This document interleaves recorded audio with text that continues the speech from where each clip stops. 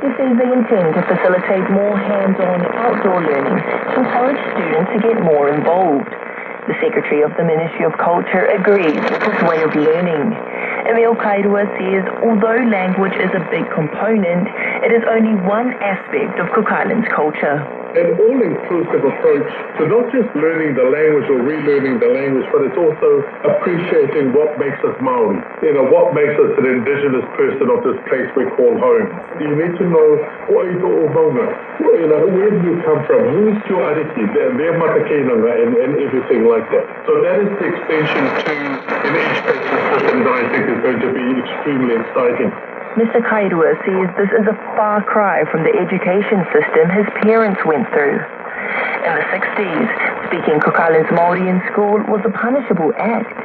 Researchers have said this led to a generation of Cook Islanders reluctant to teach their children Māori, causing a domino effect in the decline of fluent speakers.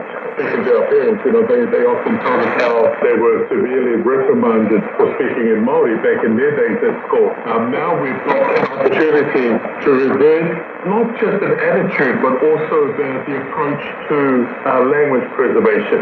Kairua says the full immersion school will help prevent Cook Islands Māori from becoming an extinct language. Cook Islands Māori is on the trajectory to becoming an extinct language if we're not careful. It's not quite at dire straits right now, but if we're not careful, if we're not taking stock of where we are, it is going to be a dying language. My generation, your generation, is going to be the last of those that speak Māori.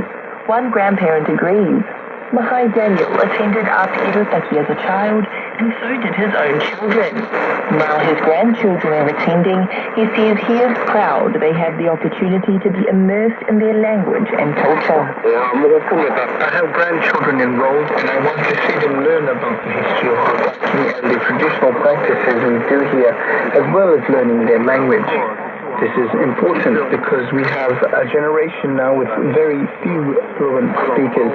So I am so pleased that there is now a school to address that.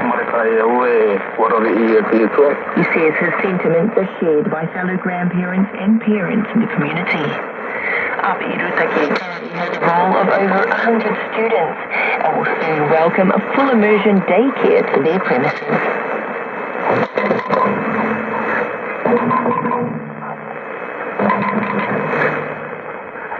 Despite having one of the smallest populations in the Pacific, the people of Niue continue to make an impact, whether it's on their island or across the globe. That legacy is at the heart of Descendants of Niue, Tau Horonga Niue, a new documentary series following Niueans who are navigating identity, belonging, and what home really means. Here's Coco once again. Producer and director Sandra Kailahu says the idea grew from a simple but powerful desire to return. It's a character-driven documentary series. There are 5 episodes following 6 people, and each of them have their own story.